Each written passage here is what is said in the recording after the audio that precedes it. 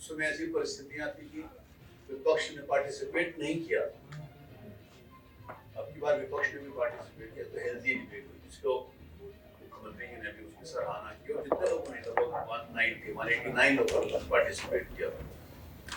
कितना लोगों को पूरा समय हो जाता है जो अगर देखा जाए घंटे के हिसाब से, तो जितने देर ये 4 दिन का समय चला, हफ्ता 10 दिन उतना टाइम नहीं हो पाता। तो एक पॉजिटिव साइन है बातचीत का। महत्वपूर्ण विषय जो यहाँ पर 24 घंटे की चर्चा के लिए आया, वो बात जैसे कि मुख्यमंत्री जी ने वहाँ विधानसभा में भी कहा, उससे पहले भी चर्चा हुई थी मेरे से, पब्लिक के बीच में जाएगा और पब्लिक से रुकने के बाद फिर एक विजन डॉक्यूमेंट बनेगा, फिर उसकी विधानसभा में चर्चा होगी, फिर वो चर्चा भी उसके लिए समय निर्धारित करेगी तो 24 घंटे की, जैसे सरकार डिसाइड करती है, फिर उसके ऊपर यहाँ पर चर्चा। तो मुझे इस बात की खुशी है कि जितने भी हमारे यहाँ पर माननीय सदस्यों के द्वारा जो विभिन्न नियमों के अंतर्गत जो सूचनाएं दी जाती है, पहले ऐसा होता था कि सूचनाएं 10 दे देते थे, 51 की सूचनाएं 10 दे देते थे, 301 की सूचनाएं दे देते थे। लेकिन मैंने एक बार जितने भी सदस्यों ने सूचना दी सारी नियमों ये बात इसलिए बताना चाहता हूँ कि पहले जो पूरे सत्र के अंतर्गत जितनी सूचनाएं दी जाती थी उससे ज्यादा सूचनाएं मेरे द्वारा ली गई। नहीं तो 10-10 अगर लेते थे तो हफ्ता भर चलता तो 70 होती थी, यहाँ 2 दिन में ही 200 हो गई। तो ये इसमें इसका मेरा पीछे भाव ये है कि जो माननीय सदस्य अपने क्षेत्र की समस्याओं को देते हैं, बताते हैं, और अब वो जमाना नहीं है कि कोई सूचना दी जाए तो उसकी 90 दिन के अंतर्गत उसकी जवाबदेही हो। मैंने अपनी नई नियमावली में उसको संशोधित किया था। अब जितनी भी सूचनाएं आती हैं सबका 30 दिन के अंतर्गत जवाब जाता है, और जवाब अगर कोई विभाग नहीं देता तो उस विभाग के सीरियसली उसको टेकअप किया जाता है विधानसभा के द्वारा, और उस विभाग की जिम्मेवारी निर्धारित की जाती है। तो इसीलिए जो भी सूचनाएं सदस्यों के द्वारा विभिन्न नियमों के अंतर्गत दी गई हैं वो निर्धारित समय पर ही उनका जवाब दिया जाना चाहिए। ऐसे मैंडेटरी है, इसमें ऑप्शन नहीं है, ये देनी ही पड़ेगी और काम करना ही पड़ेगा। तो थोड़ा सा जो विभाग है वो भी एक्टिव मोड के ऊपर भी काम करना प्रारंभ किया। अभी जो नेक्स्ट कभी कभी इस बात के लिए हमारे पत्रकार मित्र पूछते हैं कि आगे क्या है, क्योंकि अभी तक जितने भी सत्र हुए हैं 29 मार्च 2022 को मेरे को सारे सदस्यों ने यूनानिमसली विधानसभा का अध्यक्ष चुना था। उसके बाद जितने भी सत्र हुए हैं सब में कुछ न कुछ मैंने विधानसभा में एक नया, चाहे वो जैसे ग्रैंड्योर के और नियम परंपराओं और विधानसभा के संचालन के नाते से भी कुछ न कुछ हर बार नया दिया गया। इट इज नॉट ओनली कि सिर्फ कोई मैंने उद्घाटन करा दिया, केवल इतना ही नहीं, अब की बात जैसे एक नया ये हो गया कि 24 घंटे विधानसभा चल गई। हर बार कुछ न कुछ नया इस प्रकार से विधानसभा के संचालन में, विधानसभा की प्रक्रिया में, वो भी सारे का सारा नया देखें। अभी एक महत्वपूर्ण विषय है, इसमें प्रेस ब्रीफिंग के लिए जो आप कितने घंटा चला ये आप लोगों को मिल जाएगा, मुझे बताने की उसकी आवश्यकता बहुत ज्यादा नहीं, आप लोग सुन लेंगे। अभी 20 और 21 जनवरी 2026 को अखिल भारतीय पीठासीन सम्मेलन का लखनऊ में होगा। All India presiding officers conference, AIPOC। 20 और 21 जनवरी 26 वो, क्योंकि उसके लिए मुख्यमंत्री जी से मेरी वार्ता हुई थी और मुख्यमंत्री की सहमति से मेरे द्वारा माननीय अध्यक्ष लोकसभा आदरणीय श्री ओम बिरला जी से रिक्वेस्ट करी गई थी, तो उन्होंने आउट ऑफ टर्न हमारे को ये दिया है। अभी हमारा टर्न नहीं होता था लेकिन आउट ऑफ टर्न दिया। तो जो ये अखिल भारतीय पीठासीन अधिकारी सम्मेलन होगा, इसमें बहुत सीनियर लीडर्स होते हैं जो विधानसभा के माननीय अध्यक्ष, पूरे देश की विधानसभाओं के, विधान परिषद के माननीय चेयरमैन, जहाँ डिप्टी स्पीकर हैं, डिप्टी चेयरमैन हैं, पूरा एक लोकसभा भी इसमें बहुत एक्टिव पार्टिसिपेशन करती है। ऑनरेबल स्पीकर लोकसभा के संरक्षण में और उनके नेतृत्व में ये होता है। उसमें राज्यसभा के माननीय उपसभापति भी उपस्थित रहते हैं। AIPOC उत्तर प्रदेश के एक नए स्वरूप का प्रोजेक्शन के लिए भी महत्वपूर्ण होगा, चाहे वो सरकार के द्वारा किए गए विभिन्न कामों के नाते से, उत्तर प्रदेश के विभिन्न जो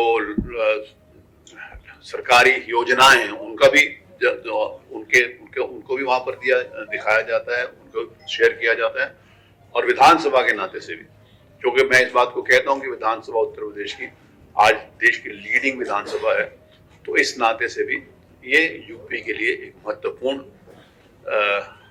इवेंट होगा, इवेंट क्या कहूँ, प्रोग्राम होगा, जिसमें पूरे देश भर के सारे माननीय लोग उपस्थित करेंगे। उसमें अभी लोकसभा से उसकी स्वीकृति आई है, मुख्यमंत्री जी ने उसकी सहमति दी है और उसके ऊपर विस्तार से समझ सकते, क्योंकि अभी जनवरी में है, तो अभी हमारे पास 4 महीने हैं, लगभग 4-5 महीने, तो धीरे धीरे उसके ऊपर हम काम करेंगे। लेकिन अभी लोकसभा से एक टीम आएगी, उससे हम रिक्वेस्ट करेंगे, पार्लियामेंट चल रही है, पार्लियामेंट चलने के बाद जिसमें ये सत्र पार्लियामेंट का समाप्त होगा, तो उसके बाद एक लोकसभा से टीम आएगी जो उनके साथ बैठ के पूरे हम तय करेंगे कि कहाँ कहाँ कैसे कैसे कितने कितने पार्टिसिपेंट्स होंगे, कितने डेलीगेशन कितने होगा, डेलीगेट्स कितने होंगे, उनके साथ और भी लोग आते हैं। तो उसमें एक हम ये भी करेंगे कि जो डेलीगेट्स आएंगे पूरे देश भर से, जो स्पीकर्स और उनके साथ जो भी निर्धारित उनका है, जिन लोगों को उसमें पार्टिसिपेट करना है, उनको यूपी का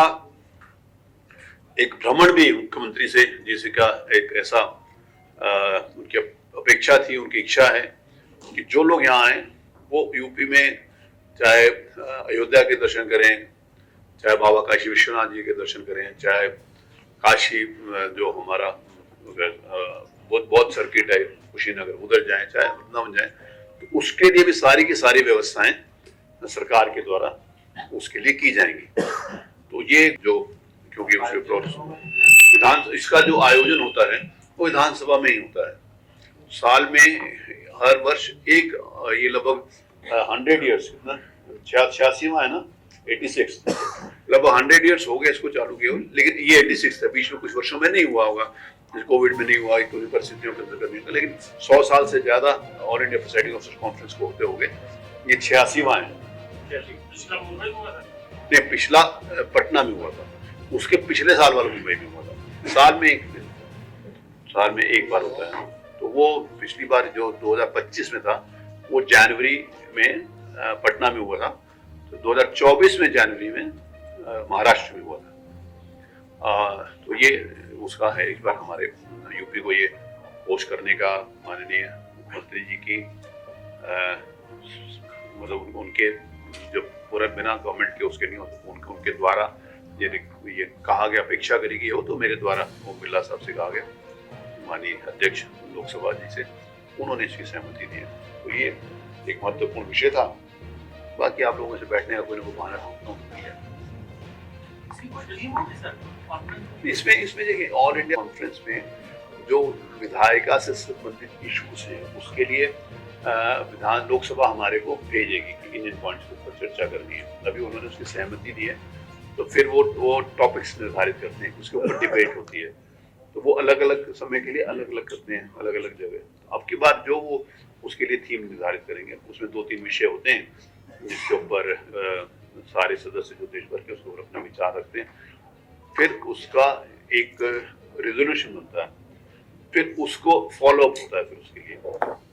और मुझे इस बात को कहते हुए खुशी है कि माननीय लोकसभा अध्यक्ष जी ने मेरे को ये जो all India presiding officers conference में रेजोल्यूशंस पास होती है देश भर में, उसको फॉलो अप की जिम्मेवारी उन्होंने मुझे दी है। तो ये भी यूपी के नाते से मैं अपने आप को एक इंडिविजुअल नहीं मानता, एक यूपी के नाते से जो मुझे जिम्मेवारी मिली है, उस नाते से बस यूपी के लिए सौभाग्य की बात है कि वो जिम्मेवारी उन्होंने मुझे दी है। एक और जिम्मेवारी उन्होंने मुझे दी है कि पूरे देश भर के विधानसभाओं के MLAs की ओरिएंटेशन को, ट्रेनिंग का भी, ओरिएंटेशन का भी, ये 2 विषय लोकसभा अध्यक्ष जी ने मेरे को ऐसी जिम्मेवारी दी है कि उसको मुझे देखना है। तो उनकी कृपा है कि उन्होंने मुझे ये जिम्मेवारी दी, और वो सब लोगों के सहयोग से सबसे आपस में बातचीत करके हम उसको करते हैं, वहाँ के स्पीकर से बातचीत करते हैं, वो वहाँ स्पीकर गवर्नमेंट से बातचीत कर रहे हैं, तो it is in coordination with, आपस में बहुत अच्छी तरीके से बात। क्योंकि मैं पिछले दिनों कई स्टेट्स में मैं रोटेशन के लिए गया भी था, पंजाब हुआ या हरियाणा हुआ या मध्य प्रदेश हुआ या छत्तीसगढ़ हुआ या गोवा हुआ या कई ऐसे स्टेट्स हैं तो जहाँ मैं होकर आया हूँ। तो ये है, तो इस नाते से मेरे को लगा कि ये आपकी जानकारी में मुझे डालना है। काम तो आप इतना कर रहे हैं, बहुत अच्छा देखने में, हर चीज बढ़िया है। एक चीज कभी खलती है थोड़ी सी। जी बताइए प्लीज। तो आपका कुछ स्पीकर हो जाए तो फिर आपके काम करने में बड़ा आसानी हो जाएगी। वो सरकार जैसे तय करती है तो